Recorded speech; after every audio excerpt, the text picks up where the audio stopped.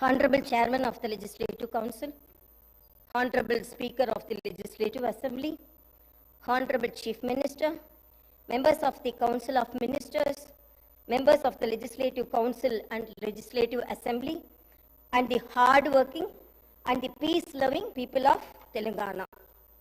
As stated by the Praja Kavi, Padma Vibhushan, late Sri Kaloji Narayana Rao Garu, Adhikara Munnadani, Haddu, Paddu Leka, Anyaya Margala, Narjimbu Bunina, Achivache, Rojulanda Mainai, Achivache, Rojulanda Mainai. I stand before you today with gratitude for the trust and confidence bestowed upon us by the people of Telangana. The recent elections marked a decisive moment, a collective call for change and equitable progress. The message was clear and resonant. The people of Telangana yearned for freedom, democracy, and governance that reflected their aspirations. I extend my appreciation for the collective wisdom of the people whose verdict became the cornerstone for civil rights and democratic rule. The rechristened Jyoti Phule Praja Bhavan is now open for the public to access and ventilate their grievances. The Telangana government is now by the people and for the people. I commend Chief Minister Sri Anumula Revanth Reddy for articulating the government's commitment to serve as the people's servants in a true democracy. The Prajavani program, the government's first step in this direction, embodies the essence of people's governance, providing a platform for citizens to express their concerns and seek redressal. Telangana was born out of the aspirations of 4 crore people and the sacrifices of the youth and the relentless struggles of students. Our governance is rooted in the responsibility to honor those sacrifices, and our aim is to govern in alignment with the desires of civil society. The government expresses gratitude to all those parties and leaders who played a pivotal role in the creation of Telangana, especially acknowledging the efforts of the then UPA government and the Prime Minister Dr. Manmohan Singh. This government conveys that it is indebted to Mrs. Sonia Gandhi for her instrumental role in this historic process. As promised during the elections, the government is committed to realizing the 6 guarantees for the welfare and development of our people. The 2 guarantees have already been implemented, showcasing the government's dedication. I am happy that more than 15 crore trips have already been utilized by our women through the free TSRTC bus transportation services under the Mahalakshmi scheme implemented as part of 6 guarantees. The government has conducted the Praja Palana program in a successful manner. Grama and Ward Sabhas were conducted in every Gram Panchayat and every municipality respectively in a peaceful and democratic manner. We have received over 1.28 crore applications, and surely all 6 guarantees will be implemented in a time-bound manner. I am happy to announce that my government will implement 2 more guarantees very soon. Under the Mahalakshmi scheme, the LPG cylinders will be supplied to eligible families for rupees 500 only. Similarly, under the Griha Jyoti scheme, 200 units of free domestic power will be given to every eligible household. My government pledges to implement the guarantees, including the Mahalakshmi scheme, Raitu Bharosa, Griha Jyoti, Indrama houses, Yuva Vikasam, and Cheyuta. The promises made will be fulfilled, and we stand committed to the declarations for the farmers, youth, SC/ST communities, BC and minority communities.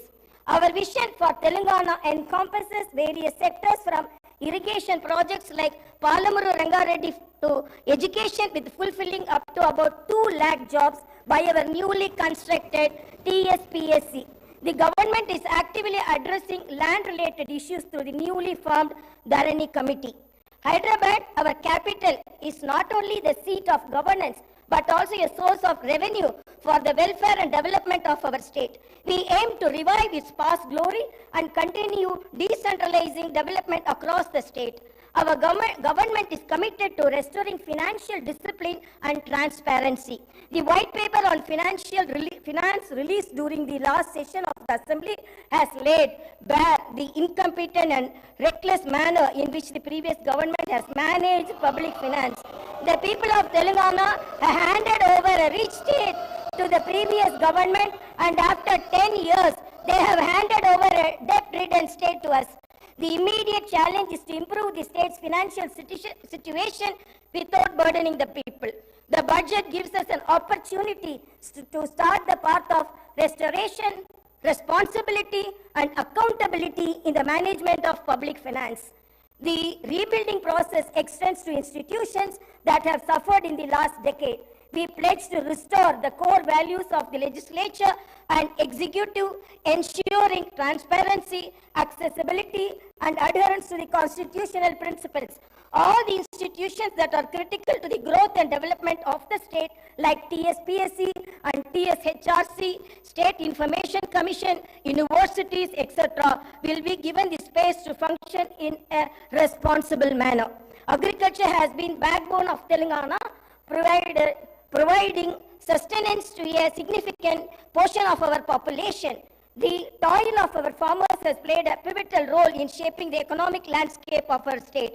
Recognizing vital role agriculture plays in our socio-economic fabric, and my government is unwavering in its commitment to the welfare of our farmers. We understand the challenges they face, from climate change to market fluctuations, and pledge to implement robust policies that ensure their prosperity. Through initiatives like Raitu Bharosa and crop loan waiver, we aim to empower our farming community with crop diversification programs, horticulture promotion, quality seeds, and advanced agricultural practices. Our vision is not only to enhance agricultural productivity, but also to create a sustainable and thriving environment for our farmers. Industries and service sectors are vital for the growth of economy. They also contribute significantly to creating new jobs. It is seen that the state of Telangana has massive potential for propelling industrial and service sector growth. However, the potential has only been partially utilized. My government intends to bring a completely new paradigm to supporting the two vital sectors. The government intends to introduce a new policy that will be based on a thorough study of existing ground realities, feedback from stakeholders, and taking cognizance of global best practices. Telangana will strive to become a role model state where new and existing investors face no hurdles, not only at the time of entry, but also during their continuing operations and future expansions. My government will provide high quality infrastructure and will come up with new systems to maintain the infrastructure. My government will also try to take advanced action to create a skilled workforce from amongst the local youth who can benefit from gainful employment in these sectors. The government also intends to balance regional disparities which are starkly noticeable in Telangana.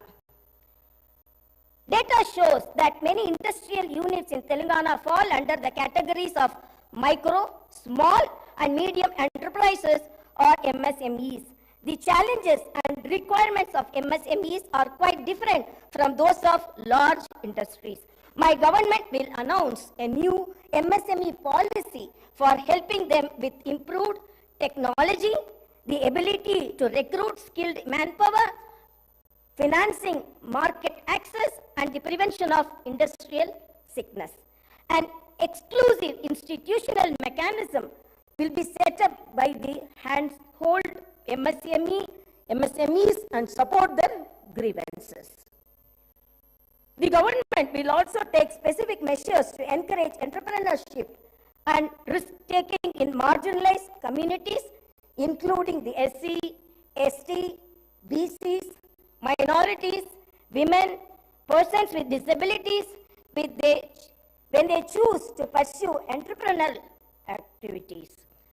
My government will provide special emphasis to sectors that have been underutilized as compared to their potential, like leather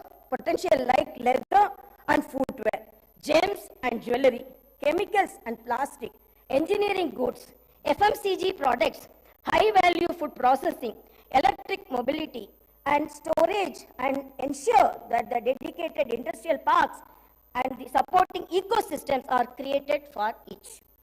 We will continue to support champion sectors like IT and pharma.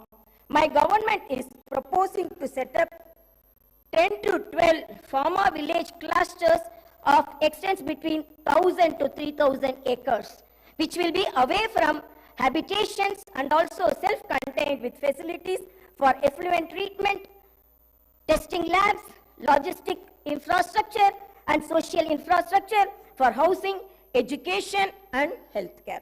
Even though the new government is only a few weeks old, the Honorable Chief Minister and Honorable Minister for Industries and Commerce and IT and E&C successfully led a delegation to the World Economic Forum annual meeting at Davos, Switzerland, and got a very positive response from industry leaders.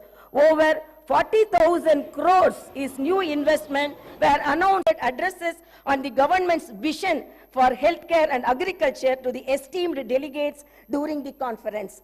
MOUs were signed in the areas of renewable energy, life sciences, manufacturing, data centers, food processing, IT, etc.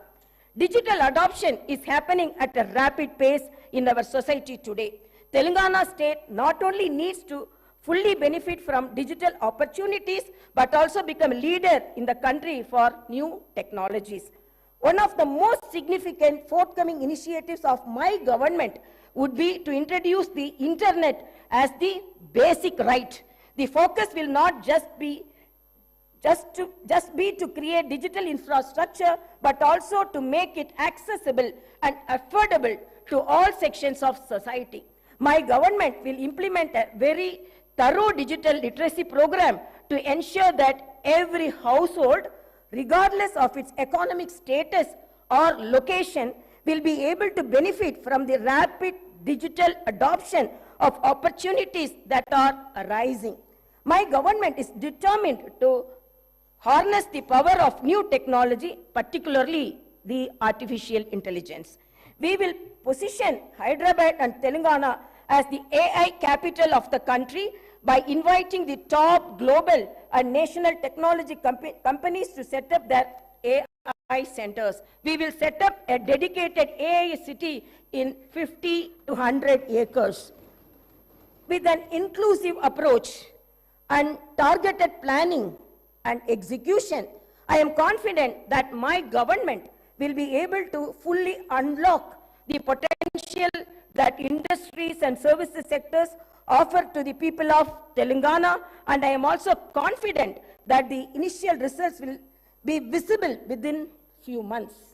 My government has set skill training and vocational education as top priority. To address skill gaps and meet the requirements of Industry 4.0, my government is transferring all government IITs in the state into advanced technology centers and an estimated project cost of about rupees 2,000 crores. These centers will offer NCVT approved long-term and short-term courses in high-demand trades and will benefit nearly 1 lakh youth of Telangana. Telangana has been meeting its energy needs predominantly through coal. In order to optimize the cost of power, meet the demand profile of the state, and increase the energy share from clean energy, the Telangana government will come up with a comprehensive energy policy to promote all types of green energy. That is solar, wind, hybrid, solar and wind, and we also, and as well as storage, pumped or battery to meet peak requirement. The government aims to improve the share of green energy significantly and reduce carbon emission by 2030. As we gather here to discuss the future trajectory of our beloved state, it is imperative to highlight the immense tourism potential that Telangana possesses.